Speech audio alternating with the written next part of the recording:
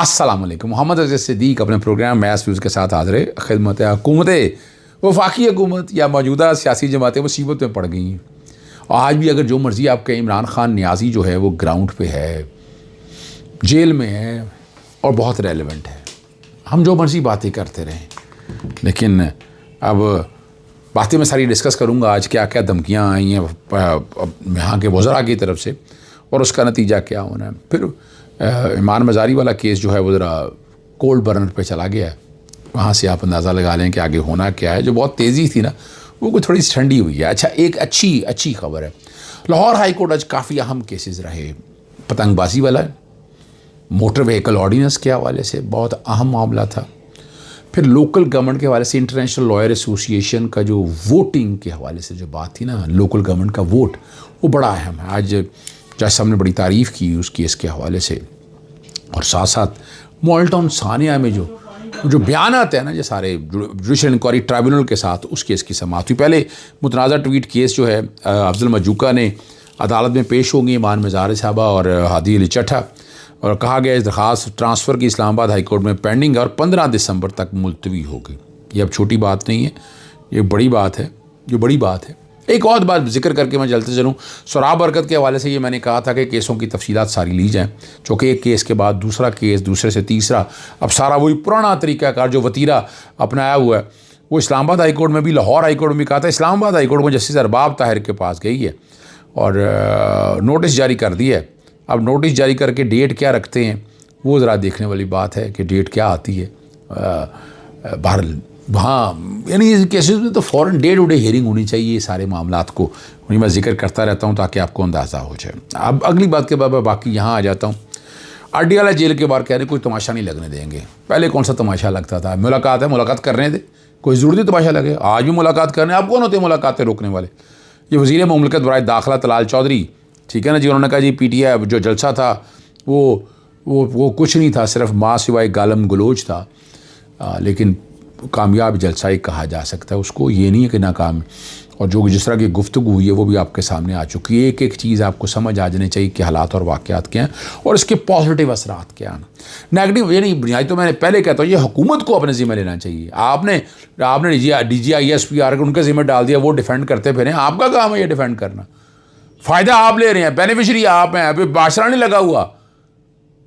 और वो पुराने, फिर आप देखें ना सोशल मीडिया पे नवाज शरीफ के पुराने बयान सारे रोंद के रख दिया नवाज शरीफ को, ठीक है ना जी, रोंद के रख दिए। और खिलाफ ज़ाब्ता जो कार्रवाई के हवाले से वो 10 दिसंबर को मुकर्रर हो गया। पेशावर जलसे के बाद कहा जा रहा है सुहेल अफरीदी के हवाले से कि वो 10 दिसंबर को उसकी समाअत होगी। असल आते हैं हम लाहौर हाई कोर्ट में जो अहम मामलात हैं। लाहौर हाई कोर्ट में बहुत ही अहम, सबसे पहला तो है वो इम्तनाए जो पतंगबाजी ऑर्डिनेंस है जो नया बनाया है, उसकी वायरीज़ को चैलेंज किया था। जस्टिस मोहम्मद अवैस खालिद साहब के पास समाअत हुई। वो DG वॉल सिटी को कहा कि फ़रीक नहीं बनाया गया। मैंने कहा जी फ़रीक बना लेते हैं उसको। उस केस की समाअत हुई। मैंने अदालत को बताया कि ऑर्डिनेंस जारी करने के सर्टन कंडीशंस हैं, वो सारी मैंने अदालत के सामने पेश कर दी कि ये कंडीशंस है जिसकी बेस के ऊपर ऑर्डिनेंस जारी होना चाहिए।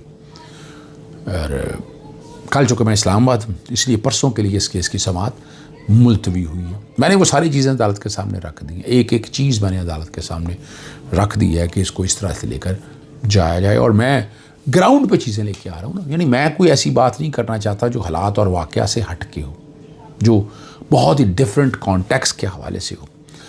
यहाँ यानी एतराज़ रहे, मैंने कब कहा कि पतंगबाजी बिल्कुल ही ख़त्म कर देनी चाहिए, लेकिन आपके पास है नहीं, आप ग्राउंड पे कर नहीं सकते ना। 2.5-3 करोड़ की आबादी या 2-2.5 करोड़ की आबादी लाहौर में, और पुलिस वाले को 15-16 हज़ार, 20 हज़ार, 30 हज़ार जितने भी हैं वो कैसे रोक सकेंगे?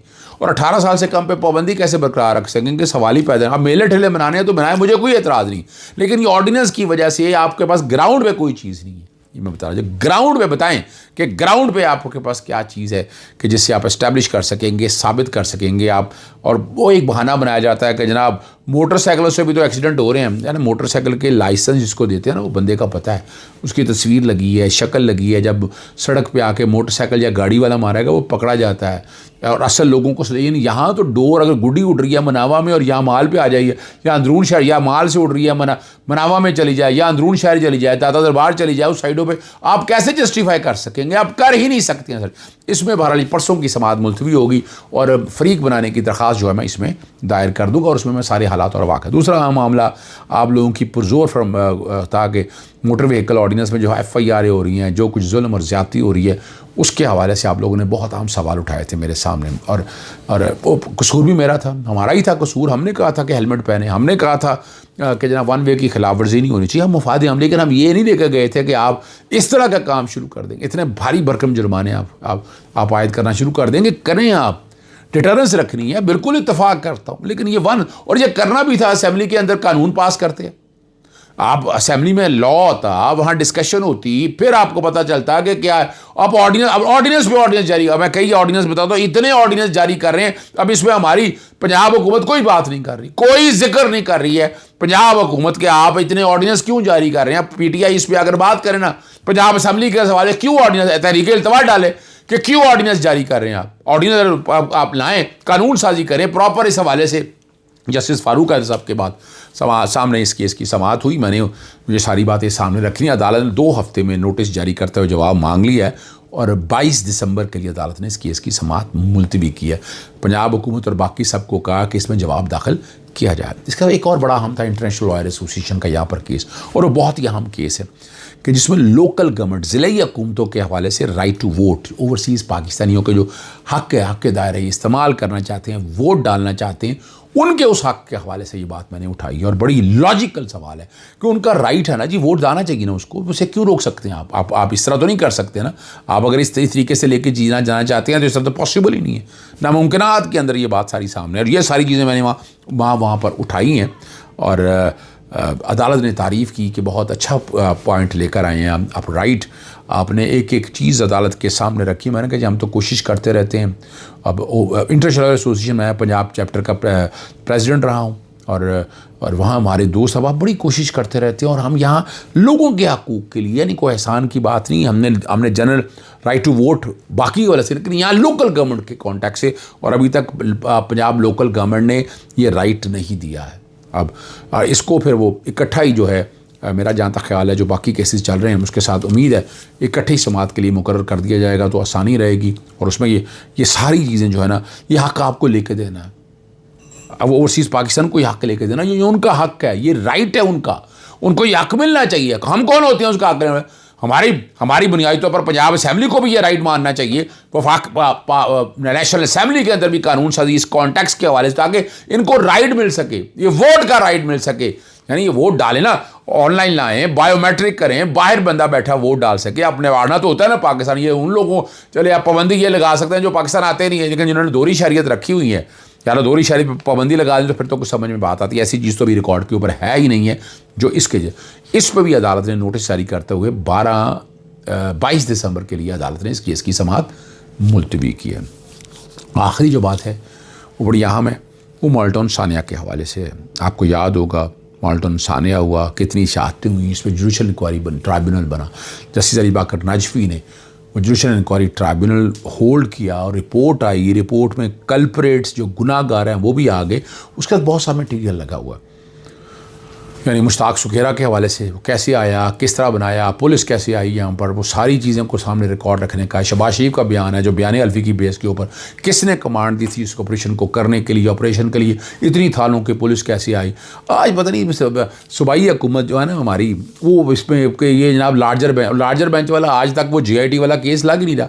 وہ لارجر بینچ بنے اور چیزیں ڈیسائیڈ ہوں, نہیں بن رہا وہ آج تک. آج پھر انہوں نے اس طرح کا اعتراض اٹھایا, میں نے بتایا نہیں جی ایسی کوئی بات ہی نہیں, لارجر بینچ والا سے اس سے دور تک تعلق نہیں ہے. یعنی آج اگر بات کرتے ہیں 2018 سے لے کر آج تک اگر لے کے جائے تو پہلے کیوں نہیں ہے ساری بات, آج ہی ایسا کیوں ہو گیا کہ اور اس کی ساری جتنی بھی ہیئرنگز ہیں وہ اپنا آرڈر شیٹ وغیرہ وہ ساری میں عدالت کے سامنے رکھ دوں گا. جسٹس چودھری اقبال صاحب کے سامنے کیس کی سماعت ہوئی, بڑے آسن طریقے سے سارے معاملے کو دیکھا انہوں نے, اور جو ہے نا اب اس پہ آئندہ ڈیٹ پہ بحث ہوگی. وہاں یہ سارا مٹیریل اگر سامنے آ جائے, دودھ کا دودھ اور پانی کا پانی ہو جائے گا. وہ مین تو نہیں لگائی آپ نے, مین میں پتہ بھی کوئی نہیں کیا حالات اور واقعات ہیں. وہ ساری وہ اپنی جگہ ہے GIT کا کانٹیکٹ, لیکن وہ مقرر نہیں ہو رہی. یہ میں کوشش کرتا رہا ہوں کہ یہ مٹیریل تو کم از کم مل جائے نا. اور بات بھی یہی ہے کہ GIT میں اعتراض نہیں ہونا چاہیے نا. GIT میں کیا اعتراض ہونا چاہیے؟ GIT کنکلوڈ کر دے گی فائنل جو کچھ بھی ہے, جس حوالے سے بھی ہے, اور GIT سے مطلوبہ نتائج جو ہیں اسے کوئی ٹرائل تو افیکٹ نہیں ہونا. لیکن نہیں ایسا ہو رہا. اسی طرح جوڈیشل انکوائری کے ساتھ جتنا ریکارڈ ہے وہ میں مانگتا رہوں گا. اور ہم کو جواد حامد منہاج القرآن کی طرف سے اس کیس کی یہ دائر کیا گیا تھا. اجازت چاہتا ہوں. السلام علیکم. اللہ حافظ. پاکستان زندہ باد.